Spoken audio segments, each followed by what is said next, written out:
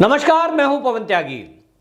जलियांवाला बाग जो कि याद दिलाता है अंग्रेजों की क्रूरता की, जनरल डायर के द्वारा हजार के लगभग निहत्थे बच्चे, महिलाएं और पुरुषों के ऊपर गोली कांड के बाद उनकी हत्या करने की, और इसको संजो कर रखने की जरूरत थी क्योंकि हमारे देश में किस तरह से आज़ादी पाई है हमने, इसकी याद बनी रहनी चाहिए। तभी हमें पता लगेगा कि आज़ादी का मतलब क्या होता है और आज़ादी के पीछे कितने लोगों ने त्याग और बलिदान किया है।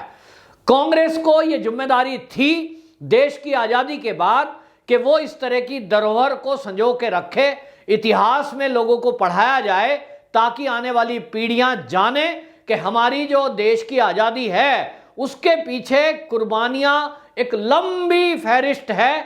जितने लोगों ने कुर्बानी की उसमें महिलाएं भी हैं और उसमें आम नागरिकों का त्याग भी है, उसमें गुरुजनों का त्याग भी है। लेकिन कांग्रेस ने ऐसा नहीं किया और आज मोदी सरकार यदि जलियांवाला बाग का जो स्मारक है उसको रेनोवेट करके और उसको व्यवस्थित करती है और इस तरह की व्यवस्था करती है कि साज सज्जा के रूप में उसकी साफ सफाई और अच्छे से होती रहे, स्मारक को ठीक बनाया गया, तो यह कांग्रेसियों को अच्छा नहीं लग रहा। और राहुल गांधी और वामपंथी लोग इसको यह कह रहे हैं कि मोदी सरकार इतिहास से छेड़छाड़ कर रहे हैं, जबकि उसमें इतिहास से कोई छेड़छाड़ नहीं है।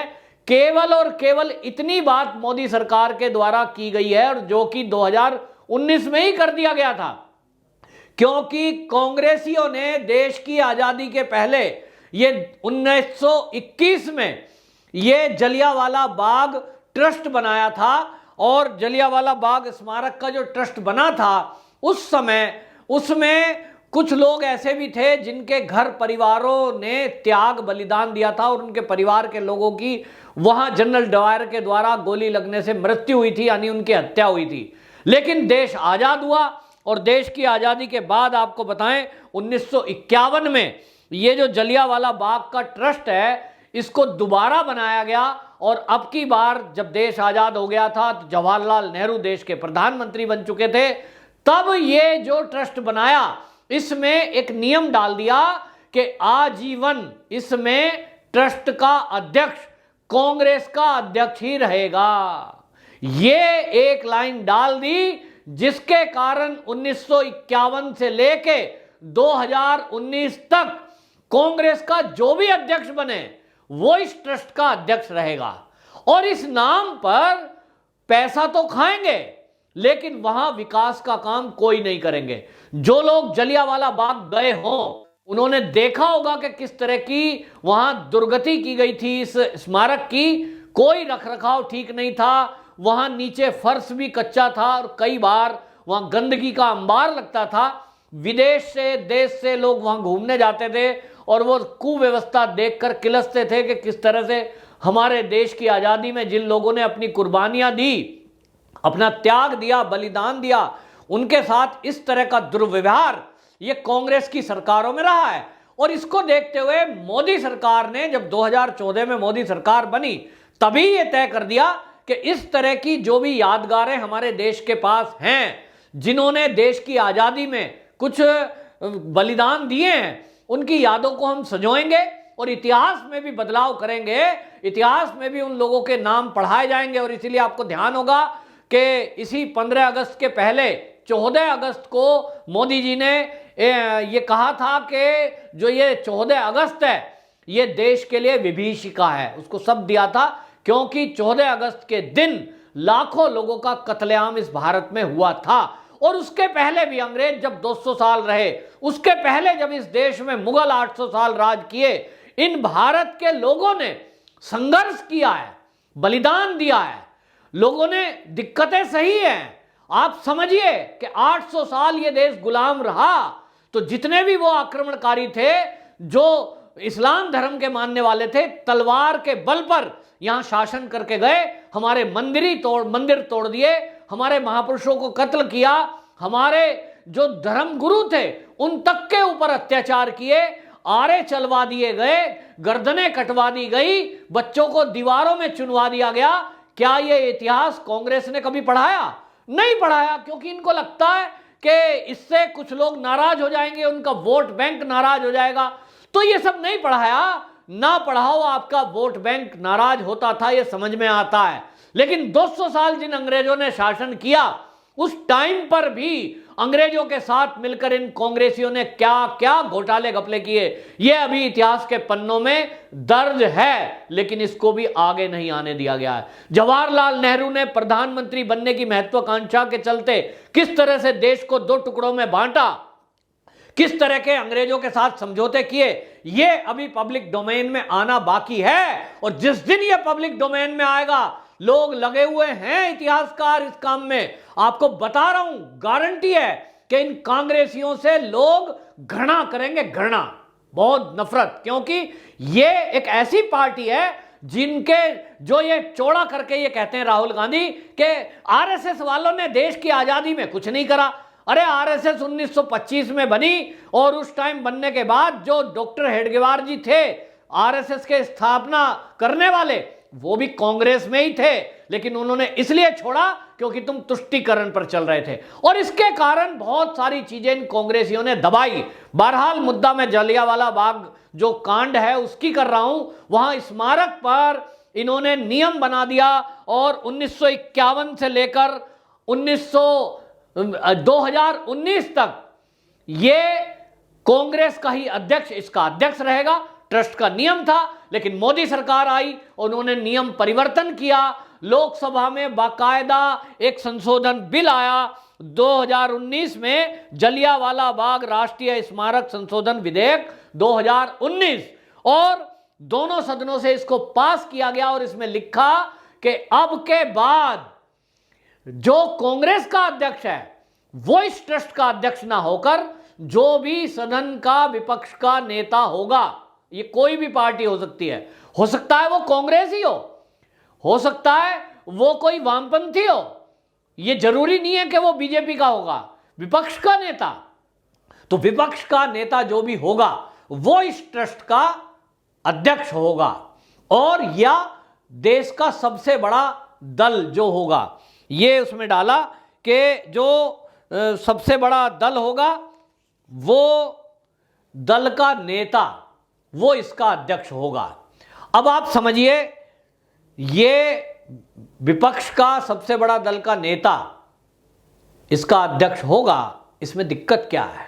लेकिन राहुल गांधी को दिक्कत है, क्योंकि राहुल गांधी इस समय विपक्ष में ना तो सबसे बड़े दल के नेता हैं और ना वो विपक्ष के नेता हैं, और इसलिए इनके पेट में दर्द हुआ कि कांग्रेसियों को इस ट्रस्ट से अध्यक्ष पद से बाहर जाना पड़ रहा है।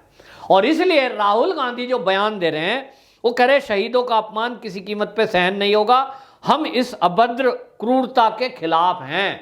हालांकि कैप्टन अमरिंदर सिंह जो कि सीएम है पंजाब के, उन्होंने इसकी तारीफ की है, और उन्होंने कहा कि मुझे तो इसमें कोई बदलाव दिख नहीं रहा जो राहुल गांधी ट्वीट कर रहे हैं। अच्छा है, लाइटिंग की गई है, साफ सफाई की गई है, रेनोवेट किया गया है, इसको और सुंदर ढंग से अगर केंद्र सरकार ने बनाया है ट्रस्ट को पैसे देकर। अब आपको यह भी बता दूं, ये जो ट्रस्ट है इसका कार्यकाल 2023 में खत्म होगा। तो 2023 के बाद मोदी सरकार ने तय किया है कि जिन परिवारों के लोग इस जलियांवाला कांड में शहीद हुए थे, बलिदान जिनका गया था, उनके परिवार वाले, आज उनके पोते पड़पोते आज हैं जिंदा, सरकार ने उनका पता लगाया है और यह कहा है कि 2023 में जब ये ट्रस्ट का कार्यकाल खत्म हो जाएगा, उसके बाद उन फैमिली वालों को भी इस ट्रस्ट में शामिल किया जाएगा और इस ट्रस्ट को गैर राजनीतिक बना दिया जाएगा। यानी अभी तो विपक्ष का नेता इसका अध्यक्ष रहेगा, लेकिन 23 के बाद मोदी सरकार ने यह विधेयक में प्ली डाल दी है, कानून बना दिया है कि 2023 में जब ये ट्रस्ट खत्म होगा इसका कार्यकाल, तब इसमें गैर राजनीतिक लोग रहेंगे और अध्यक्ष भी उन्हीं में से चुनाव होगा जिसका वो चुनाव करेगा ट्रस्ट के मेंबर। अब कितनी अच्छी बात होगी कि जिन लोगों के दादाजी, परदादाजी, परदादी कोई वहां शहीद हुआ होगा तो वो उनकी फोटो वहां देखेंगे, उनके नाम वहां देखेंगे। ये अच्छी बात है कि खराब बात है? मैं राहुल गांधी से पूछना चाहता हूं कि जिनको वहां लगाया गया है, जिनके नाम लिखे गए हैं, वो नाम लिखना अच्छी बात है कि खराब बात है? वहां केवल क्या गांधी खानदान का नाम रहना चाहिए कि जवाहरलाल नेहरू स्मारक, इंदिरा गांधी स्मारक, आगे से सोनिया गांधी ट्रस्ट, राहुल गांधी ट्रस्ट, बस तुम ही रहो। पूरे भारत पे ये कांग्रेसियों का नहीं, इसमें भी गांधी खानदान का कब्जा रहे।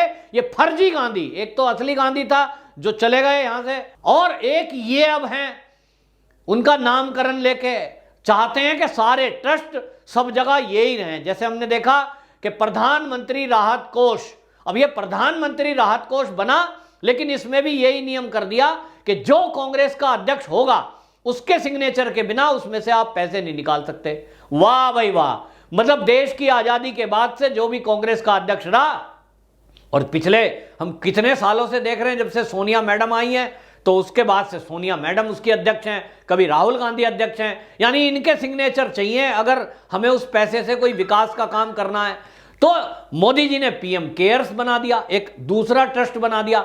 इसमें उन्होंने कहा कि एक आदमी नहीं रहेगा, जो भी पोस्ट पे पीएम रहेगा, मैं रहूं या कोई और रहे, हो सकता है कांग्रेस ही कल को आ जाए सत्ता में तो कांग्रेस का अध्यक्ष जो पीएम बनेगा वो इसमें अध्यक्ष रहेगा। और अकेला नहीं, पैसे निकालने की पावर वित्त मंत्री के पास, गृह मंत्री के पास, रक्षा मंत्री के पास, और पीएम, और इसमें एक लोग और डाल दिए उसमें। क्या गलत किया? लेकिन राहुल गांधी को तो मिर्ची लग गई, क्योंकि कांग्रेस का अध्यक्ष उसमें नहीं रहेगा। पीएम केयर्स में लोग पैसा डालेंगे, प्रधानमंत्री राहत कोष में लोग पैसा नहीं डाल रहे हैं, खाली पड़ा है, इन्होंने खुद कर रखा है वो। तो इस तरह के चेंज जो कर रहे हैं मोदी जी, वो देश के लिए अच्छा है, देशवासियों के लिए अच्छा है, लेकिन ये कांग्रेसियों को मिर्ची लगती है, क्योंकि अब इनको जो इन्होंने 70 साल पूरा राज किया देश पर, वो सत्ता जाती हुई दिख रही है। चाहे वो ट्रस्ट हो, चाहे वो संस्थान हो, चाहे वो बिल्डिंगों पे नाम हो। अब जनता इनको, मैं बता रहा हूं कि कांग्रेस का इतिहास, अगर देश की आजादी की विभीषिका, वो 15 दिन एक पुस्तक लिखी है, और वो 15 दिन का इतिहास अगर आप पढ़ेंगे तो जानेंगे कि इन कांग्रेसियों ने कितनी गद्दारी देश के साथ की। और जैसा मैंने वर्ड इस्तेमाल किया कि देश के लोग कांग्रेसियों से नफरत करेंगे, जैसा काम इन्होंने देश की आजादी के टाइम पे किया है। तो अब वो इतिहास का सच सामने आना बाकी है। आगे आने वाले दिनों में आप देखेंगे कि देश की आजादी का वो सच भी सामने आने वाला है। लोग इतिहास को खंगालने में लगे हुए हैं। बहरहाल मोदी जी का ये कदम बहुत सराहनीय है, जिसको देश की जनता सराह रही है, और पंजाब के कैप्टन अमरिंदर सिंह भी सराह रहे हैं। निश्चित रूप से कैप्टन साहब के पीछे ये कांग्रेसी लगे हुए हैं, सिद्धू का और उनका झगड़ा है। तो कैप्टन अमरिंदर सिंह को मैं कहना चाहता हूं, छोड़ो ऐसी चापलूस और चाटुकारों की पार्टी, भारतीय जनता पार्टी में आ जाओ, मान भी मिलेगा, सम्मान भी मिलेगा, और आप वहां सीएम हैं, सीएम भी रहेंगे, ये मेरा विश्वास है, क्योंकि आने वाले समय में कांग्रेस का कोई अस्तित्व इस देश में रहने वाला नहीं है। वंदे मातरम।